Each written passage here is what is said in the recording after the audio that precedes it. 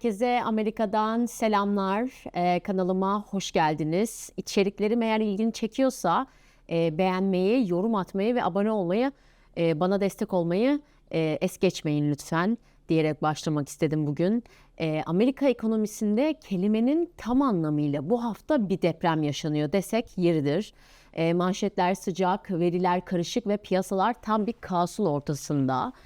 Yüksek Mahkeme Trump'ın geniş çaplı gümrük tarifelerini iptal etti.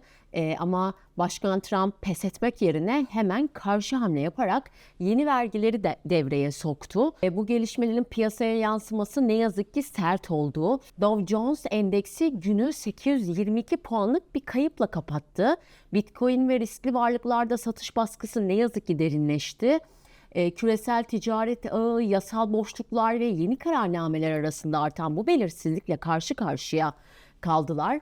Şimdi Scott Blow'un hukuk analizi, CBS News'in saha raporlarını ve Yale Budget Lab'in ekonomik analizleri ışığında bu yeni vergi rejiminin detaylarını birlikte inceleyeceğiz. Olayın fitili 20 Şubat'ta Amerika Yüksek Mahkemesi'nin verdiği tarihi kararla ateşlendi. Mahkeme Trump'ın uluslararası acil ekonomik güç yasası yani kısa adıyla IEEPA yetkisini kullanarak uygulamaya koyduğu geniş tarifeleri 6-3 oyla iptal etti. Başyargıç John Roberts'ın kaleme aldığı çoğunluk görüşünde çok net bir vurgu vardı. Anayasa vergi koyma gücünü doğrudan kongreye vermiştir. Yani mahkeme başkanın bu kadar geniş bir alanı tek başına yönetemeyeceğini hükmetti özetle. Ancak Donald Trump'ın geri adım atmaya niyeti yoktu. Zaten kişisel olarak da olmayacağını tahmin edebilirdik. Kararın hemen ertesi günü bu kez Section 122 yani madde 122 yetkisini kullanarak yeni bir başkanlık kararnamesi imzaladı ve bu yeni hamle küresel ithalata %10, ilk %10 sonra %15'e çıkardı. %10 ile 15 arasında değişen yeni vergiler getiriyor demek. Evet, bu yetki 150 günle sınırlı ama etkisi şimdiden yıkıcı. Trump'ın buradaki ana hedefi 2025 yılında 1,2 trilyon dolara ulaşması beklenen devasa bir ticaret açığını kapatmak. Piyasaların bu gelişmelere tepkisi ise çok sert oldu. 23 Şubat kapanış verilerine bakıldığında tablo gerçekten kırmızı denebilir. Dow Jones Endeksi %1,7 değer kaybetti. 48.804 puana geriledi. S&P 500 ve Nasdaq'ta da çok ciddi kayıplar var. Yatırımcılar ne yapacağını şaşırmış durumda çünkü belirsizlik piyasanın ilgilenenler de bilecektir en büyük düşmanıdır. Yale Budget Lab tarafından yapılan analizler bu yeni vergilerin aslında etkili oranının %13,7 olduğunu gösteriyor. Bu da doğrudan enflasyon riski diye okunabilir. Fed'in faiz indirim planları bu kaosla birlikte tamamen karışmış durumda haliyle. Dünya geneline de bakılacak olursa tepkiler çığ gibi büyüyor denebilir. Hindistan daha önce masada olan %15 ile 20'lik ticaret anlaşmasını anında dondurduğunu açıklayan ülkelerden biri.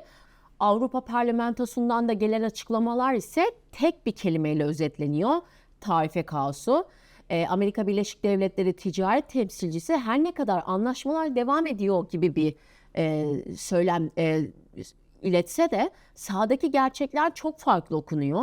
Şirketler maliyetlerini hesaplayamıyor ve tedarik zincirleri kopma noktasına gelmiş durumda. Peki bu işin maliyeti ne olur, bize ne yazar dersek, 2025 yılı tarifeleri Amerika hazinesine yaklaşık 194 milyar dolar ek gelir getirdi.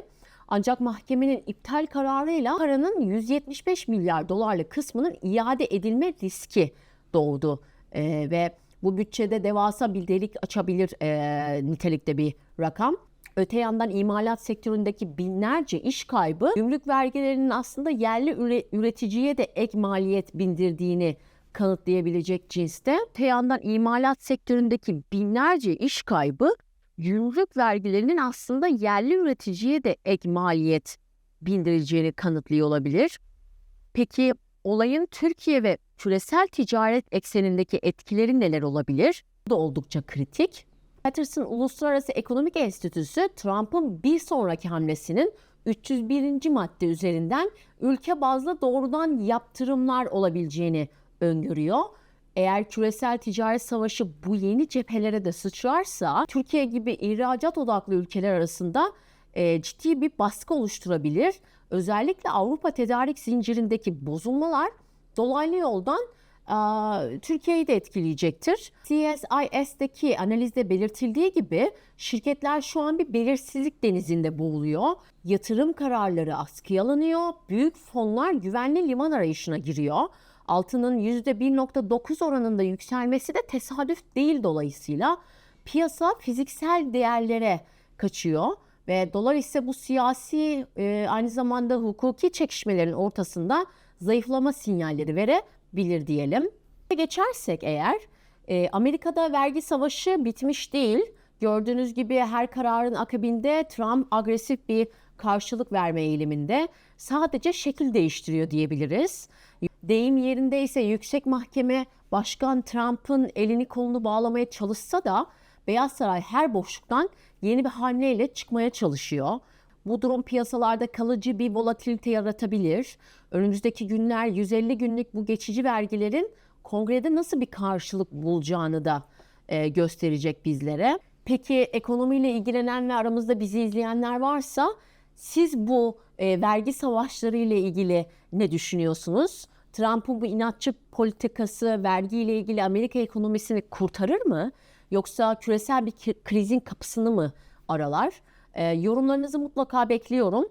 Videoda bahsettiğim tüm kaynakları CBS News'in, Scott Blown ve Yale raporlarının linklerini açıklama kısmına ekleyeceğim. Merak edenler oradan da detaylara bakabilir. Videonun eğer size faydalı olduğunu düşünüyorsanız da beğenmeyi ve bu tarz analizler için de kanala abone olmayı unutmayın.